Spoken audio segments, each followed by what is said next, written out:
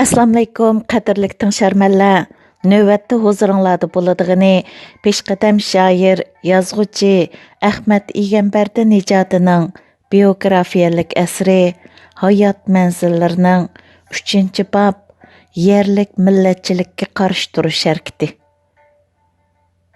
Xitoy hukmronlarining mustamlikachilik bo'yinturqida hamma sohalarda orqada qolgan Sharqi Turkiston xalqi atalmish ozodlik ham avtonomiya siyosatlarining ma'lum yo'chuq vaqtincha cheklik imkoniyatlardan foydalanib 3 viloyatda qurilgan Sharqi Turkiston Jumhuriyatining qalduq moddiy ma'naviy kuchlari va Sovet ittifoqining shu chog'dagi ko'rsatgan yordamlari bilan nayt tezla siyosiy, iqtisodiy, madaniy, ma'rif va boshqa sohalarda dastlabki muvaffaqiyatlarga erishib, Sharq Turkiston xalqining moddiy va ro'yi kayfiyatidami yangicha o'zgarishlar ko'rilishga boshladi. Bu yangi ulug' o'zgarishlarning ko'zga cheliqib, yorqin ko'rinib turadigan misollardan biri madaniyat nazoratining naziri Ziyo Samidining tashabbusi ham bevosita rahbarligida Uyg'ur klassik binokorlik milliy uslubida 1954-yili Urumchi Oqqo'q yeniga silingan yo'g'on poqroq qo'ppilik xalq teatri, ya'ni keyincha xalq tarafidan Uyg'ur teatri deb atalib ketdi. Edi. Teatr binosining o'ng tarafida beshig'i badam do'ppa, uchisida baqsam chapan kiyib, havas bilan ravab chilayotgan naqshchi sozandining mardona qiyofatdagi haykali. Binoning so'l tarafida beshida qama tumoq, ustida Uyg'ur qiz cho'kanlar kiydigan zarbob kimxoblardan chapan kiygan, juloliq uzun chochlari teqimiga tushib turgan Uyg'ur go'zalining xushallik bilan usul o'ynab turgan husnikor haykali bu hayvatlik binoga oltin uzukka yoqut ko'z degandek yorishib, bug'da teg'ining etigidagi bu hayvatlik bino Urumchiga yangi husn qo'shgan edi. Uyg'ur xalqining jasur o'g'loni Ziyo Samidi 1957-yil Urumchida avtonom rayonlik yozuvchilar qurultayini chaqirib, tarixdek chechilib turgan Sharqi Turkistonlik shoir, yozuvchi, adib, san'atkorlarni yig'ib, kuchlik adabiyot san'at qo'shinini tashkillab qilmay, O'rta Osiyodagi qarindoshlarimizni chaqirib, qurultayni xalqaro saviyaga yetkazib, O'rta Osiyodagi urug' tuqqanlarimiz bilan bo'lgan qarindoshlik rishtini texmo chingitgan edi.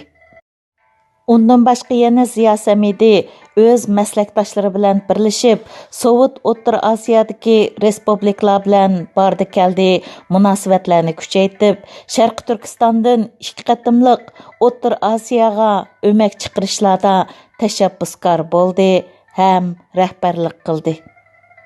Sharq Turkiston xalqini chin dildan xushal qiladigan bu ishlarni Beijing ishg'oliyatchi hukmronlari faqat qabul qila olmadi. Shuning uchun fursat paylab, tuxumdan tuk undirib, Uyg'urlarni asos qilgan Sharq Turkiston xalqiga qarshi qonliq jazo yurishni boshlashga har soat, har minut tayyor edi.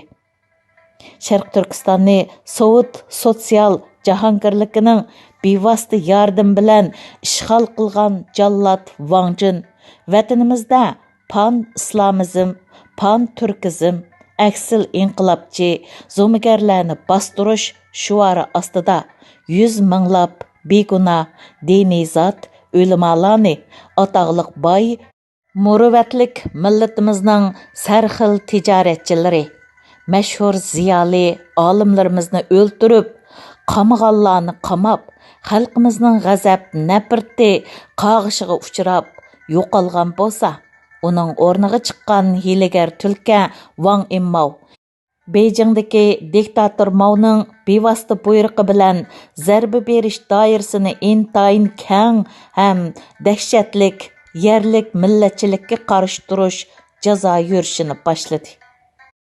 1957-yili Xitoy bo'yicha JKP Markaziy komiteti tashviqot bo'sining muavini Xofinga qarshi atalmış stil tuzitish harakatini boshladi. Xitoy şovinistlarining bu g'arazlik harakati Sharq Turkistonga kelganda tig' uchi amdilikda bosh ko'tarib taraqqiyot yo'liga mengayotgan yerlik kadrlar ham yerlik aholilarga qartilib, yerlik millatchilikka qarshi turush degan nom bilan Sharq Turkiston xalqiga qarshi assimilyatsiya va irqiy qirg'inchilikni asos qilgan davlat terror siyosati ilib berildi. 1957-yil 2 ayning 27 kuni mavzudun xalq ichidagi ziddiyatlarni to'g'ri hal qilish to'g'risida degan asarni e'lon qilib, barcha gullar takshi ichilsin, hamma iqimlar bas-basti sayrısin degan shumliq basgan zaharlik shuarini qapasdan chiqardi. Tashviqotlarda partiya hukumatning xizmatlarida ko'rilgan kamchilik, xatoliklar haqida xalqni fikr talablar berishga chaqiriq qilindi. Partiya hukumatga fikr talab qo'yganlarning ko'kulisiga eslib olmaydiganligini, zarbi berib, o'ch, intiqom ilinmaydiganligi haqida qayta va'dalar bergan bo'ldi. 1957-yili JKP Avtonom rayonluq byurosining birinchi sekretari Wang Imao boshchiligida ochilgan yig'inda Wang Imao partiya hukumat xizmatlari ustida fikr takliflar berish haqida yig'in ahliga chaqiriq qildi. Shu chog'dagi madaniyat nazoratining naziri Ziyo Samidi, xalq ishlari nazoratining naziri Ibrohim Turdi, Soda ishlari nazorati naziri Abdul Aziz Qari, İli Qozoq Avtonom oblasti muavin oblast boshlig'i Abdurahim Aysa, Urumchi shahar boshlig'i Abdurahim Saidi, boshliq Avtonom rayon partiya hukumat ichidagi milliy rahbarlar Xitoy Kommunist partiyasining yerliklarga avtonom huquqi berduq deb yanala cho'ng Xitoy millatchiligini yurgizib, milliy kadrlarga yuqori nom maqomlarni bergan bo'lsa-mu, amaliy huquq bermaganligi ham atalmış Xitoylardan tashkil topgan Xinjiang ishlab chiqarish qurilish Bingtuanning ikkinchi alohida hukumat bo'lib olib, yerlik millatlarning haq, huquq, manfaatlariga daxli taruz qilayotganliklari qatorliq masalalar dadil o'ttirg'a qo'yildi. Bu xabarlar gazet, jurnal va radiolarda e'lon qilinib, Sharq Turkiston bo'yicha kommunist Xitoy ishg'oliyatchilariga qarshi yerlik xalqning dard to'kish, norozilik harakatini qo'zg'avatdi. Bu harakat avtonom rayon, viloyat, shahar, noya, jing, yezi qishloqlargacha keng tarqaldi. Albatta bu harakatlarning Sharq Turkistonning siyosiy, iqtisodiy, madaniyat markazi Urumchiga joylashib, Jallod Shingsay davridili yuzlab, minglab ko'zi ochiq inqilobiy ziyolilarni yetishtirgan. Inqilobiy an'anaga boy ham shu inqilobiy an'anaga varislik qilib kelayotgan ilm dargohi Sharq Turkiston institutidagi ahvol texmi murakkab ham jiddiy edi. 1957-yili 4-oylarda atalmış Şiuarining raisi, JKP Avtonom rayonluq byurosining sekretari, qo'shimcha maktab mudiri Sayfiddin Azizi, Beijingdagi partiya xizmat yig'iniga qatnashishdan ilgari maktabimizga kelib, Qizil binoning 3-qavatiga joylashgan kichikgina majlis zalida jiddiy yig'in chaqirdi. Yig'inga maktabdagi o'quvchilarga vakil bo'lib 80 o'quvchi qatnashdi. Muallimlar qatnashtirilmadi. Yig'inning sharti yig'inda xotir tutmaslik, yig'in ahvolini ön alg'uga olmaslik bo'lib, yig'inga qatnashquchi o'quvchilar maktab ma'muriyatining jiddiy havolasi bilan, sinf mas'ullarining ko'zitishi bilan har bir sinfdan 2 o'quvchi yig'inga qatnashishi kerak edi. Mən məsul bo'lgan til adabiyot fakulteti 1-yilliqidan mening ko'rsatishim bilan 2 o'quvchi rasmiy qatnashdi. Әмма yig'in echilib bo'lgandan keyin yig'inga g'ayri rasmiy yo'sinda o'quvchim Abdukarim Ahmadning qatnashib, sayfidagi 100 turana darsliklarga Uyg'ur adabiyoti, tarixiy o'tilmay bizga yod bo'lgan Xitoylarning adabiyot tarixini o'tib, qimmatli vaqtimizni isrof qiladi. Bizga bu narsalarning nima hojati? Bu Xitoy cho'ng millatchilik emasmi? Bu haqda ma'lumlarimizga so'zlasak, so'zlatkizmaydi, besim ishiltidi. Qeyni bizga berilgan avtonomiya. Bu avtonomiya degani avtonomiya emas, aldamchilik degandek fikr talablarni qo'yibdi. Yig'inda Abdukarim Ahmad fikr talabini so'zlab bo'lgandan keyin Sayfiddin Azizi uning ism familiyasini, sinf mas'ulining ismini, ya'ni mening ismimni xotirlayapti. Yalğız Abdukarim Ahmadnilla emas, boshqa sinflardan yig'inga qatnashgan o'quvchilarning xeyli ko'p qismi mushu xildagi fikrlarni berib, Sayfiddinni ham uning kotibini xeylilar bearam qilib, oldirtib qo'yibdi. Yig'in oxirlashgandan keyin hayajonga to'lgan yoshlar yig'inda tushgan fikrlarning ko'pchiligini to'g'ri deb tunisa, bir qismi cho'jini kuzda sanig'uluq, cho'cho'rini cho'ylig'i chiqqanda degandek so'zlar bilan bu boshlanayotgan harakatga gumon bilan qarab, o'zaro yaqin saboqdoshlar ehtiyot bilan sayrayman deb bulbuldek sayra. Bo'lmasa qog'ida qaqildab qo'ysang, to'zoqqa tushsan adash deb bir-birini ogohlantiribdi. Sayfiddin chaqirgan yig'in o'tib, bir haftadan keyin meni maktabning ilmiy boshqarmasiga chaqirib, peshqadam rahbarlardan birisi o'quvchim Abdukarim Ahmadning umumiy ahvolini so'rdi. Men Abdukarimning o'qish, axloq, maktab intizomlariga bo'ysunish jihatdan yaxshi ekanligini aytdim. Ilmiy boshqarma rahbari Sayfiddin bilan uchrashish yig'inida Abdukarimning Uyg'ur adabiyoti, tarixi haqidagi so'zlarini menga eslatib, adabiyot fakulteti bo'lgandan keyin Uyg'ur adabiyoti va tarixi haqida darsliklar o'tilishi kerak edi, lekin Jungyangning adabiyot darsliklari programmasida o narsalar yo'q. Shunga o darsliklar o'tilmaydi. Yoshlarning o'z milliy adabiyoti va tarixi qiziqishi tabiiy. Biroq Jungyang bilan yoshlarning talab o'tirsida ziddiyat bor degan so'z.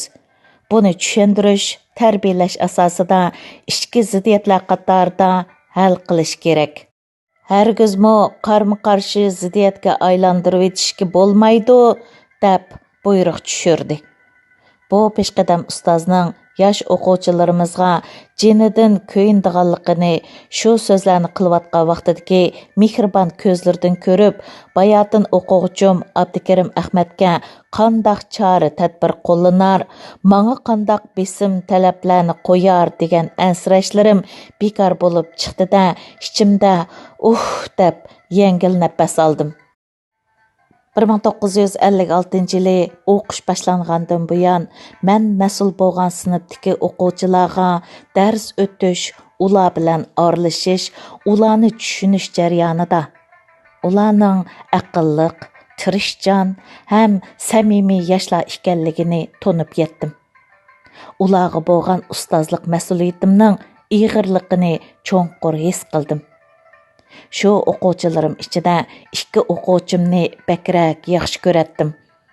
Uning birsi Abdukarim Ahmad, yana birsi Mutfilla Ibrohim edi. Abdukarim Ahmad Qashqardan bo'lib, bo'yi ancha egiz emas, oq pishmoq, ko'zlari xiyolchan, o'tkir yigit edi. U hamma darslarda a'lochi, lirik she'rlarni xeyli obdal yozadigan she'r havaskorlardan edi.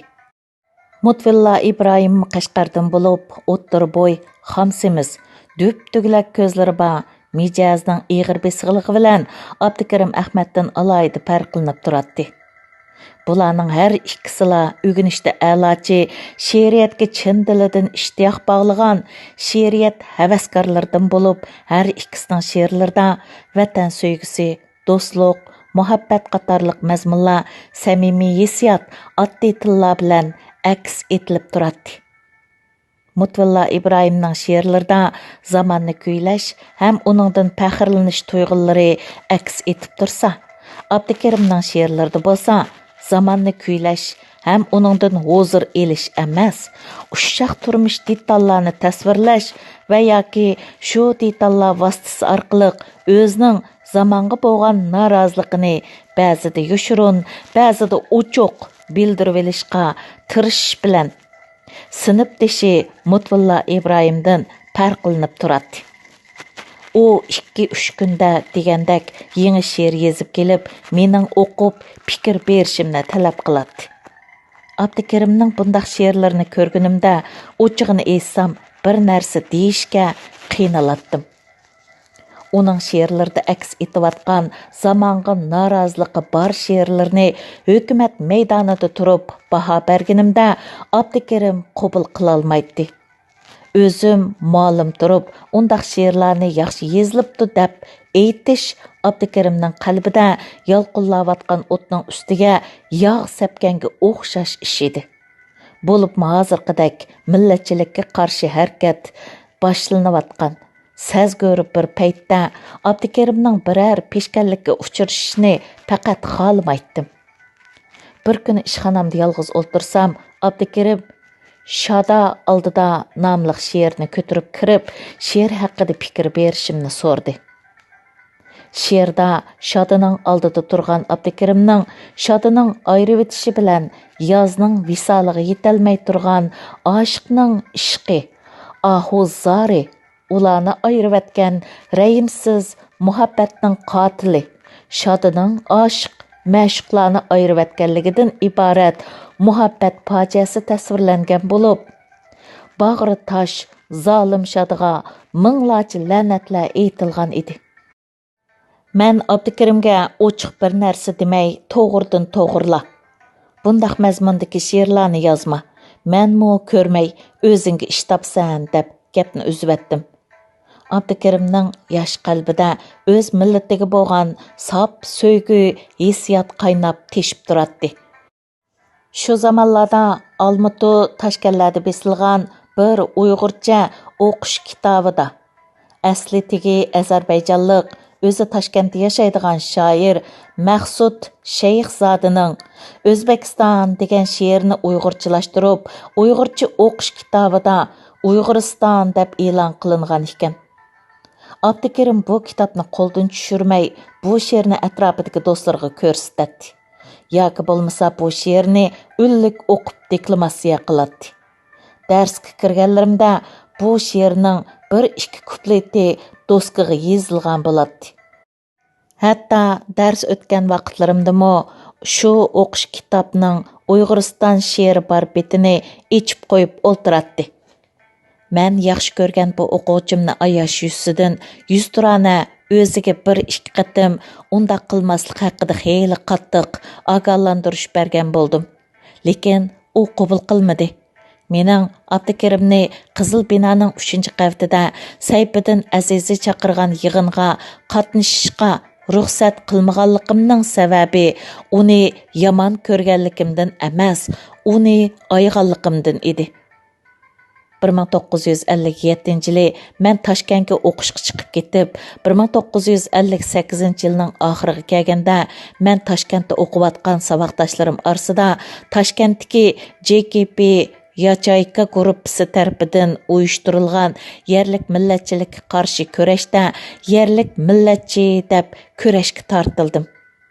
Vatandan yiroqda turib, yerlik millatchilikka qarshi harakatning vatanda shiddatlik elib berilayotganligini kechikib keladigan Shinjong gezitidan bilib turatdik. Shundaq vaqtlarda jug'i kichik, oqpishmoq, xiyolchan yosh shoir Abdukarim Әхмәтni ham hukumatning eg'ziga chiqib qolgan Ma'rif fakultetidagi bug'doying egiz qomatlik sinfimdagi qiz o'quvchim Zuhra Xoliqning aksi Hamid Xoliqni sanduq ichidagi bovoq she'rini yezib, jaholat bosgan so'yimlik vatanning zulmat ko'kida parlagan yo'riq yulduzlarning biri Xushbel Mirzoid Kerim butun maktabdagi ustoz savoqdoshlarimning qorong'u kelechigi g'uva qismatlarini o'ylab, har xil andishlar ichida pat-patla seg'inib, aslab qolatdim. Ana shu yurakni og'irtadigan achchiq xotirlarning biri o'quvchim Zuhra Xoliqning vaqtsiz fojialik o'limi edi. 1956 yili sentyabrning 5-da Til Adabiyot fakulteti 1-yillik sinfiga sinf mas'uli ham ideya nazariyasi ma'lumi bo'lib darsga kirganimda qattiq qomati kelishgan, qop-qora munchoqdak dügülək qo'y ko'zlari oqush bug'doy yuziga yarashgan, tortinchoq, yiqimliq chiroyidan samimiylik yig'ib turadigan qumul qizlarning tipik vakili ko'z oldimda namoyon bo'lgan edi. 1 yillik kuzatishimda u darslarni diqqat bilan anglaydigan, berilgan topshiriqlarni birini qo'ymay qitirqinib ishlaydigan, savaqtash ustozlar bilan ijil inoq o'tadigan, axloq fazilatlik, munavvar o'quvchilarning birisi edi. Millatimizning bu oliyjanob xislatlarini o'ziga cho'ng tahdid, dushmanlik deb biladigan Xitoy ishg'oliyatchilari har qatimliq jazo yurishlarda millatimizni qo'g'dab kelgan iymonimiz, vijdonimiz ham milliy g'ururimizning po'lat qo'rg'onlarini bosqinchi Xitoylar va ichimizdan chiqqan Xitoy g'alchilari bir-birlab gumron qilishga boshlagan edi. Ular millatimiz orasiga ittifoqsizlik urug'ini chechib, fitna fasod tug'dirib, qarindoshlarni nizo majrolarga solatdi.